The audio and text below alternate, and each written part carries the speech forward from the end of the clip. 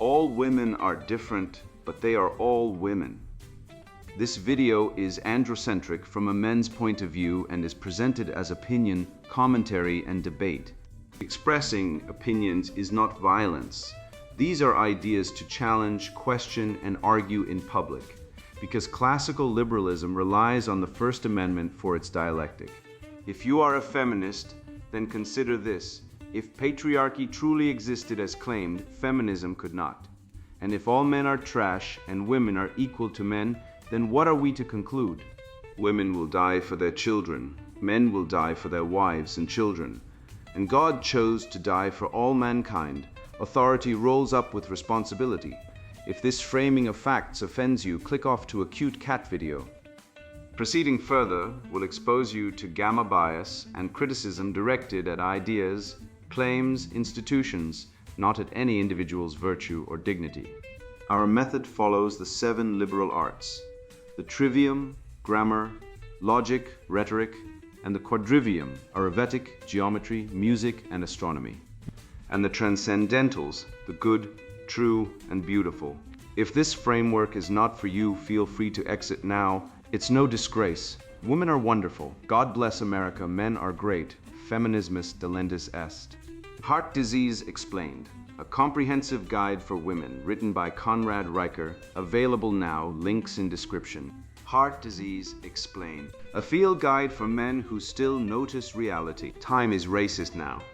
How the left made clocks, cardio, and questions into hate crimes, and why every man must refuse to apologize for competence. Have you ever watched a toddler try to shove a square block into a round hole? They push, they grunt, they turn red. And when the physics of the universe, those cruel, cis-heteropatriarchal laws of geometry, refuse to yield, they scream. It is a tantrum against reality. This book is about the adult version of that tantrum, a scream we call chronocolonialism, which is nothing more than the functional refusal to accept that time is the ultimate Aristotelian limit. I recently read a manifesto by some academic goblin who claims that deadlines are weapons of class warfare and that running in the park is kinetic supremacy. A violent territorial pissing match against the burdened. Yes, you heard that right. Cardio is now a hate crime. This is the necromancy of the now. It is the sorcery of the incompetent trying to summon a world where their feelings override the physical necessity of logos, reason. We are dealing with an ideology that doesn't just hate Western civilization. It hates the biological constraints of being human. These people are not philosophers. They are psychic vampires trying to drain the virtus, the strength and courage, out of the polis to fuel their own liquid time, which is simply a fancy word for laziness. Do not mistake this chronocolonialism for a legitimate grievance. It is a semantic infection designed to bypass your immune system of logic. Consider the audacity of the claim that questions are epistemic microaggressions. In the trivium, the question is the scalpel of truth, the Socratic tool that slices through the rot of ignorance to reveal the bone of reality. But to the left, the question is a threat because it demands dialectic, a process they cannot survive. If you ask a feminist or a critical race theorist to define their terms using etymology, they scream emotional labor. Why? Because their theories are houses of cards built in a wind tunnel. They demand the satisha of the sage without climbing the apprenticeship mastery ladder. They want the terminal degree, the validation without the test. This is the gamma bias in action. They recast their lack of discipline as resistance and your competence as oppression. It is a con, a shell game where the P is never there and the prize is your unearned guilt. I remember sitting in a boardroom once, watching a female consultant explain that punctuality was a male construct that excluded fluid thinkers. The project was late, the budget was blown, and the structural engineers were furious because steel does not care about your fluidity, it cares about load-bearing limits. This is the heart of the madness. They want to ban running because speed reminds them of the sloth they have deified. They want to silence the Q&A because answers require standards, and standards are the natural enemy of the mediocre. We are watching a civilization-wide effort to crucify the competent to prop up the fragile. It is time to reject the necromancy of now. We must reclaim the hustling, sweaty, question-asking, logic-wielding spirit of the West, before these intellectual zombies turned the world into a graveyard of silence and reparative validation. We are not here to cede the floor. We are here to defend it. Buncombe article by a feminist PhD. The necromancy of now. Why we must end chronocolonialism. To run is to flee from justice. To ask a question is to commit an epistemic microaggression. To graduate is to inherit a stolen legacy. We exist within a suffocating continuum of chronocolonialism, the violent seizure of the present moment by the cis-heteropatriarchal imperative for efficiency, clarity, and progress. Slogan: halt the hustle, yield the future. For too long, the architecture of our institutions has been sculpted by the phallic logic of the linear timeline. We see this most acutely in the exclusionary realm of graduate school. The academy is not a haven for thought. It is a factory for the reproduction of whiteness. The very concept of a deadline is a weapon of class warfare designed to punish the neurodivergent and the systematically oppressed who operate on liquid time, not the rigid ticking clock of the industrial oppressor. When a marginalized scholar fails to submit a paper, it is not a failure of effort. It is a radical act of refusal against the colonization of their cognitive labor.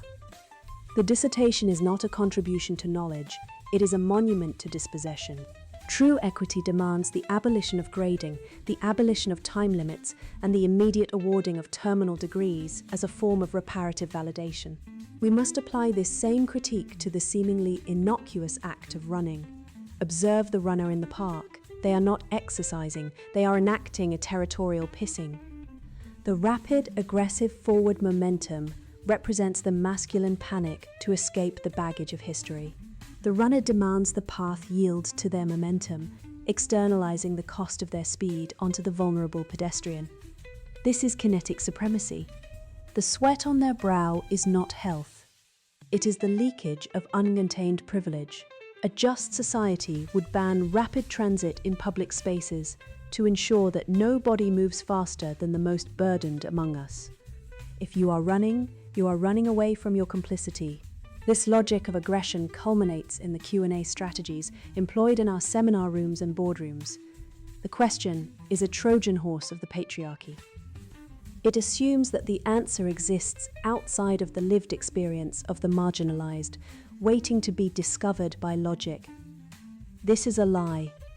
When a person of high status asks a clarifying question, they are actually demanding emotional labor from the marginalized speaker. They are centering their own confusion over the speaker's truth. We must dismantle the answer. There are no answers, only the resonant frequencies of the oppressed. The next time you're in a position of power, do not ask, do not answer, simply cede the floor. Dissolve the subject-object distinction. The only valid strategy for a Q&A session in a decolonized space is silence, followed by the transfer of resources. We are not here to debate. We are here to dismantle the machinery of your comfort. Halt the hustle, yield the future. The Rape of Chronos, how the cult of equity declares war on logos, natural law, and reality. The veteran stonemason, calloused hand resting on the cold chisel, knows one truth that the modern academic frantically types away on a MacBook to deny. The stone does not care about your feelings, and the clock does not care about your lived experience. When the cathedral bell tolls the hour, it marks the passage of chronos, objective, linear, unforgiving time, which is the very substrate of reality that the solipsistic writer of the necromancy of now attempts to exercise with the dark incantation of chronocolonialism. This neologism is a semantic fraud, a desperate shield of verbal confusion, forged to protect the fragile ego from the brutal honesty of the natural law of cause and effect. By colonizing the concept of time itself, labeling the linear progression of moments as cis-heteropatriarchal imperative, this theoretician seeks to replace logos, the divine order of reason, with a chaotic liquid time that exists only within their own skull. It is the temper tantrum of a child who refuses to acknowledge that the sun sets whether he wills it or not, recast as high theory. This is not philosophy, it is a strategy of evasion, a way to claim that failure is not a lack of virtue, but a form of resistance against an oppressive universe that dared to have rules. Consider the risible assertion that the deadline is a weapon of class warfare designed to punish the neurodivergent. Throughout the history of Western civilization, from the Stoics to the guild masters of the Renaissance, a deadline was not a tool of oppression, but a covenant of honor, a binding contract that separates the man of integrity from the boy of excuses. The Mason promises to have the arch built by the equinox. The failure to do so is not a radical act of refusal, but a breach of the social fabric. To claim that grading is the reproduction of whiteness is to admit that you view competence itself as a racial construct, a damning confession of your own bigotry. This is the gamma bias in action. Status, the marginalized scholar, plus feeling, anxiety at the ticking clock equals sanction, the demand to abolish the standard. They hate the trivium, grammar, logic, rhetoric, because these disciplines demand that the mind conform to reality, whereas the leftist ideology demands that reality conform to the mind. The writer wants the laurels of the apprenticeship mastery ladder without the bother of climbing the rungs, demanding a terminal degree as a form of reparative validation. It is a demand for unearned status, a counterfeit crown forged from resentment. We must ruthlessly mock the notion that running constitutes kinetic supremacy or territorial pissing. Witnessing a man sprinting through the park reveals not a fugitive from history, but Aristotelian energeia, the actualization of potential, the physical embodiment of the will to live. That writer projects their own spiritual sloth, their own frozen state of acedia, onto the active male, framing the virtue of discipline as a panic to escape. This represents the voice of the parasite describing the host's immune system as an act of aggression. Banning rapid transit because it burdens the burden sounds the death knell of a civilization. It demands that the healthy amputate their limbs to appease the envy of the crippled. This halt the hustle mentality declares war on the masculine spirit, which finds its purpose in overcoming resistance. They do not seek equity. They seek the drag anchor of mediocrity, a world where no body moves faster than the most dysfunctional, a crab bucket raised to the status of a political constitution. We must dismantle the Q&A subterfuge, this cowardly claim that asking a question constitutes an epistemic microaggression. The Socratic method, the very engine of Western thought, relies on the question as a scalpel to cut away falsehoods and reveal the truth.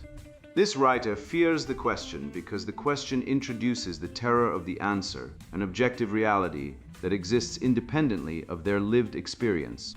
By declaring that the question centers confusion over truth, they enact an epistemic gating mechanism. Knowledge is no longer universal, but identity-gated. Meaning is inflated so that confusion becomes violence. They want to dissolve the subject-object distinction because the object, the reality outside their mind, is the thing that constantly disproves their ideology. They demand silence and resource transfer because they cannot survive the dialectic. This is the necromancy they accuse us of. They wish to kill the past, tradition wisdom, and paralyze the future, progress action to feed the bloated eternal now of their own victimhood. Do not yield the future to those who cannot bear the light of a simple question. The clock is not merely a measurement. It is the conscience of civilization. I remember my grandfather, a machinist who worked with tolerances of thousandths of an inch, stating this as he pointed to the punch clock on the wall of his shop. He understood something that the creator of the necromancy of now desperately wishes to escape. Chronos does not care about your feelings, your trauma, or your lived experience. Time is the irreducible substrate of action, the silent arbiter of natural law. When this critic frames deadlines as weapons of class warfare designed to punish the neurodivergent, they are committing a logical inversion so profound it would make Aristophanes weep. A deadline is not oppression, it is a contract of honor. The word derives from the Latin debitum, meaning that which is owed.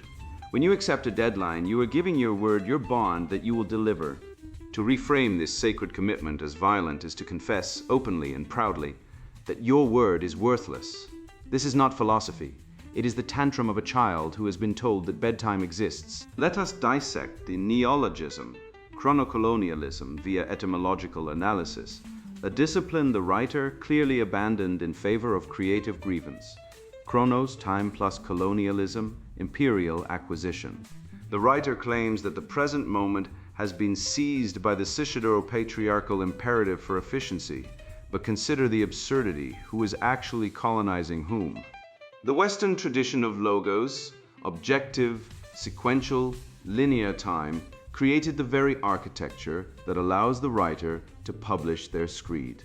The internet, the computer, the university, the English language itself, all products of the linear timeline they despise.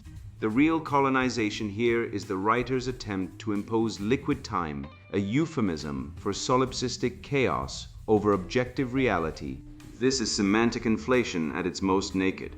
Invent a term that sounds academic, wrap it in moral urgency, and use it to dismantle the very standards that make civilization possible. The writer does not want to decolonize time. They want to colonize your time, to force you to wait indefinitely while they refuse cognitive labor. The mechanism of this rhetorical sleight of hand follows the same recursive loop that generates all modern propaganda. Status: the writer positions themselves and their marginalized scholars as moral patients, victims of the clock itself. Feeling: anxiety about deadlines is recast as harm, a moral emergency. Meaning: the deadline, a neutral tool of coordination, becomes a monument to dispossession. Duty: the competent must abandon standards to accommodate the incompetent. Power: the oppressed gain the power to demand degrees without work, validation without achievement. Sanction: anyone who objects is accused of reproducing witness. Immunity: the framework is self-sealing. Disagreement proves your complicity. This is not intellectual inquiry, it is a protection racket. The writer demands that you dismantle the apprenticeship mastery ladder, the ancient system by which a novice becomes a craftsman, becomes a master, and replace it with reparative validation, a fancy term for handing out trophies to everyone who shows up and complains loudly enough. I think of my friend Marcus, a black welder in Detroit, who worked 2 shifts to put his daughter through nursing school. He never once complained about chronic colonialism. He understood that the deadline for his welding inspection was not white supremacy, it was physics. A poorly welded joint kills people regardless of the welder's lived experience or resonant frequencies. Marcus personified the Aristotelian concept of energia, actuality, the fulfillment of potential through action. This writer calls this kinetic supremacy and territorial pissing, which tells you everything you need to know about their relationship to achievement. When they see a runner in the park, they do not see health, discipline, or vitality. They see masculine panic to escape the baggage of history. This is psychological projection on a cosmic scale. The runner is moving forward. The writer is stuck in the amber of perpetual victimhood. The runner sweats, the writer seethes. Acedia, the ancient sin of spiritual sloth, manifests not as rest, but as resentment toward those who act. The writer's treatment of the Q&A session reveals the totalitarian core beneath the progressive vocabulary. The question is a Trojan horse of the patriarchy, they declare. It assumes that the answer exists outside of the lived experience of the marginalized. Let us translate this from the original horseshit. I reject the existence of objective truth. This is the death of dialectic, the death of the trivium, the death of the Western intellectual tradition itself. Socrates wandered Athens asking questions, exposing ignorance, pursuing logos through dialogue. The individual would have banned Socrates for epistemic microaggression. When they say the only valid strategy for a Q&A session in a decolonized space is silence, followed by the transfer of resources, they are not advocating for justice, they are demanding tribute, silence from you, resources to them. This is the equity cult stripped bare, a one-way transfer of sedas, power, and wealth from those who produce to those who consume, enforced through sanction and insulated by immunity. The statistics tell a story this writer will never acknowledge. Men account for 80% of all suicides, 92% of workplace fatalities, and 97% of combat deaths. Where is the reparative validation for the men who built the roads this writer walks on? The sewers that carry away their waste, the power grid that illuminates their laptop. The 4 horsemen of the men's rights apocalypse ride daily through a culture that has normalized male disposability while amplifying female distress. empathy gap. Nobody cares when men suffer. Gamma bias, male achievement is minimized, female hardship amplified, male disposability, the draft, the dangerous jobs, the women and children first doctrine. Responsibility without authority. Men are blamed for every problem, but given no voice in solutions. This writer's framework is not subversion, it is the logical endpoint of gynocentrism, a system where male competence is exploited and then condemned as oppression. The syllogism is devastating in its simplicity.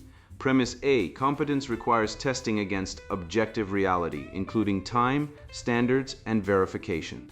Premise B, the writer demands the abolition of testing to validate lived experience and resonant frequencies. Conclusion, the writer demands the abolition of competence to enthrone incompetence. This is not a bug in their system, it is the feature. The degree they seek is not a certification of knowledge, it is a tribal totem, a marker of status without substance. The medieval guilds understood this. You do not become a master by refusing cognitive labor, you become a master by submitting to the discipline of the craft. The writer wants the title without the apprenticeship, the crown without the coronation, the respect without the achievement. It is the cry of the narcissist confronted with the mirror of meritocracy. Halt the hustle, yield the future. This slogan is not liberation, it is a demand for your surrender. The hustle, properly understood, is the masculine virtue of industria, diligence, persistence, the refusal to yield to obstacles. It is the spirit that built the Parthenon and the Transcontinental Railroad, that split the atom and walked on the moon. The writer wants you to halt because your motion exposes their stagnation. They want you to yield because your achievement threatens their narrative of oppression. But here is the truth they cannot allow you to speak. You do not owe them your failure. Your competence is not violence. Your deadlines are not oppression. Your questions are not aggression.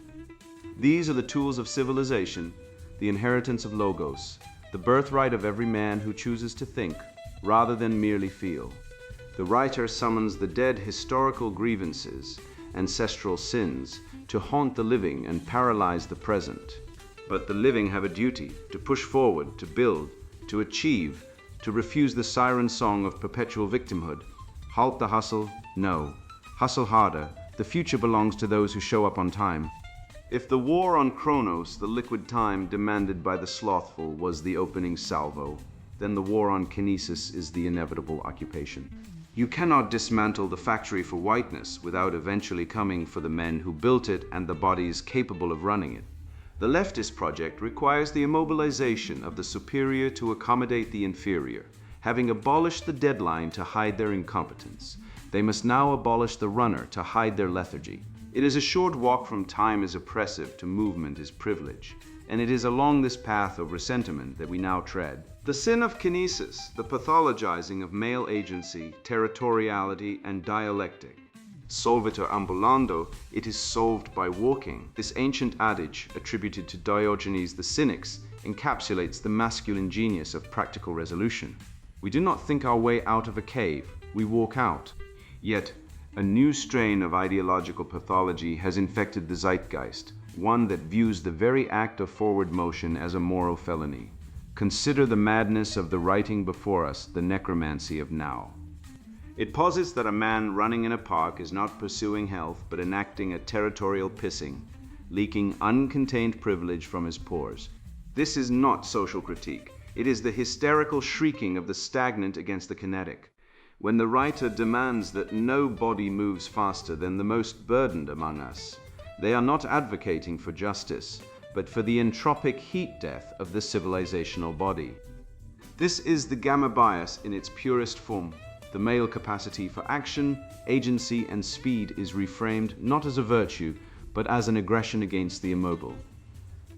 The runner represents the telos of the West, the arrow of time, progress, and the mastering of nature, while the complainer represents the swamp of resentment, demanding that the arrow be snapped so that the mud may feel equal to the eagle. This assault on kinesis is an assault on the biological reality of male excellence. The writer frames rapid, aggressive forward momentum as a panic to escape history. One must laugh at the projection here. In the trivium, we learn that logic must precede rhetoric, Yet this text inverts the order, placing feelings above facts. The man running is obeying a biological imperative rooted in natural law. He is actualizing his potential.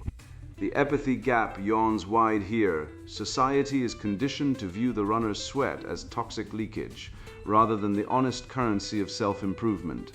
If we follow this logic to its ultimate end, the Paralympics would be banned for making the non-athletic feel inadequate, and the only permissible movement would be the downward spiral of the crab bucket. The writer hates the runner because the runner is doing while they are merely complaining. This is the essence of the feminine imperative gone malignant. It seeks to disarm the male capacity for independent action, turning the agent into a patient reliant on the state or the collective for validation. The madness deepens when we examine the attack on the dialectic process itself. The text declares that asking a question is an epistemic microaggression and a Trojan horse of the patriarchy. By what mechanism? Through the framing of standpoint epistemology, the assertion that lived experience trumps objective reality, and that demanding logical consistency constitutes emotional labor. This is a self-sealing sanction against truth. If I ask a question, I am engaging in the Socratic method, the very engine of Western philosophy. But in this distorted funhouse mirror, the question becomes a demand for emotional labor, a term weaponized to grant the speaker immunity from scrutiny. This creates a unilateral duty for the listener to remain silent and simply absorb the narrative. It is a conspiracy of stupidity, a unilateral disarmament of the intellect. If there are no answers, only resonant frequencies, then there is no truth, only power. And who holds the power? The one who claims the highest status of victimhood. Ultimately, this leads to the cede the floor strategy, the naked demand for resource transfer. The mask slips, and the charade of equity reveals itself as simple rent-seeking. The text demands we dissolve the subject-object distinction and hand over resources without question. This is the final corruption of the mixed constitution of the soul. The spirited element, the runner, the logician, is to be sacrificed on the altar of the appetitive, the one who demands the unearned degree. The reparative validation, they wish to dismantle the machinery of efficiency, clarity, and progress. The very machinery that built the universities they infest, the internet they pollute, and the comfortable lives they enjoy. This is the necromancy of now, a death cult that wishes to animate the corpse of Western civilization with the dark magic of grievance, silencing the living spirit of male agency, territoriality, and dialectic. They do not want equality. They want the burdened to become the masters not by rising, but by dragging the swift down into the muck. You see the game now, don't you? You see the machinery behind the curtain, the levers being pulled by small, resentful hands. This essay you just read, the original one, not mine, wasn't about time or justice or equity. It was about spite. Spite crystallized into theory. The left cannot build, so it must vandalize. It cannot run, so it must declare running a hate crime. It cannot answer questions, so it must declare the question itself an act of violence. This is the necromancy they practice, raising the corpse of Marxist grievance from 1917, dressing it in the pronouns of 2024, and parading it through your university, your HR department, your family court. And here is the ugly arithmetic they pray you never compute. The divorce rate hovers near 50%, with women initiating roughly 70% of those dissolutions, often citing no fault but irreconcilable differences. A legal fiction meaning I'm bored and the state will subsidize my boredom. Family courts award primary custody to mothers in over 80% of contested cases. While fathers are reduced to weekend visitors in their own children's lives, their wages garnished, their names dragged through supervised visitation registries on unproven allegations. The paternity fraud rate, men raising children not biologically their own, sits at an estimated 2 to 4%, which translates to hundreds of thousands of men unknowingly investing their lives in genetic dead ends. The male suicide rate outpaces female suicide 3 to 4 times over, with divorced men comprising the highest risk demographic. These are the statistics the chronic colonialism crowd wants you to ignore, because acknowledging them would require admitting that their liquid time is just a euphemism for male disposability. Their reparative validation is just a wealth transfer, and their abolition of the answer is just a confession that they have none. But here is the good news. The spell breaks the moment you refuse to kneel. You now possess the inoculation. You understand that equity is not fairness, but racketeering, that lived experience is not epistemology, but anecdotal immunity from scrutiny, that emotional labor is a toll booth erected on the highway of discourse by people who have never laid asphalt in their lives. You see the gamma bias in real time? Female distress amplified into national emergency, male suffering minimized into statistical noise. The four horsemen of the men's rights apocalypse, empathy gap, gamma bias, male disposability, and responsibility without authority, ride through every sentence of that wretched article. You can spot them now. You can name them. Naming the demon is half the exorcism. And you, reader, have just completed the other half by finishing this essay. Go forth. Use the syllogism. Deploy the etymology. Ask the forbidden question in the boardroom. Refuse to cede the floor. When they call you a problem, smile and remember. Problem comes from the Greek probaling, to throw forward. A problem is something thrown before you for solution. You are not the problem, you are the solver. And the solvers built every cathedral, every sewer system, every constitution, every vaccine, every legal code, every ladder out of the cave. Let them marinate in their liquid time. You operate on atomic time, precise, unforgiving, forward. And now the sponsored book, Introduction, Heart Disease Explained, a comprehensive guide for women. Modern medicine has declared war on your biology. While doctors hand out antidepressants and dismiss your chest pain as anxiety, your arteries are silently clogging and the system doesn't care. I watched my mother die this way. At 52, she collapsed in her kitchen after years of being told her fatigue was stress and her shortness of breath hormonal. Her left anterior descending artery was 90% blocked. They called it a widowmaker heart attack. I call it negligence. This book exists because your life depends on rejecting the lies that killed her. Women's hearts aren't smaller versions of men's. They're intricate systems shaped by estrogen, stress responses, and biological roles modern culture denies. Mayo Clinic data proves female heart attacks are deadlier under 50, yet hospitals still use male-centered diagnostic tools. Your survival requires embracing truths that offend progressive sensibilities. Hormonal harmony matters more than boardroom dominance. Submission lowers cortisol. Virginity reduces coronary risk. A 2019 Harvard study found female CEOs suffered 20% more hypertension than stay-at-home wives. Coincidence? Biology doesn't negotiate. This isn't for everyone. If you believe careerism empowers women, if you think toxic masculinity explains male leadership, if you'd rather pop statins than render beef tallow, close this book. Go binge Netflix. Your ideology won't unclog arteries. But if you're a woman who values truth over trends, who's ready to trade empowerment for survival, what follows will save your life. You'll learn why Amish women outlive urban professionals, how 1920s housewives avoided plaque with lard and linen, and why prayer outperforms cardio. I've spent a decade analyzing Framingham data, Mormon longevity studies, and coronary calcium scores of nuns versus divorcees. The pattern is undeniable.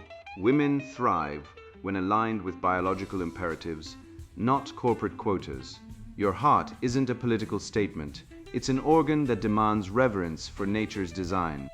Read this, and you'll never see statins, stents, or sexual liberation the same way. Your choice is simple. Keep dying for equality, or live by the rules written in your cells. Heart Disease Explained, a comprehensive guide for women written by Conrad Reicher. Buy now, links in description.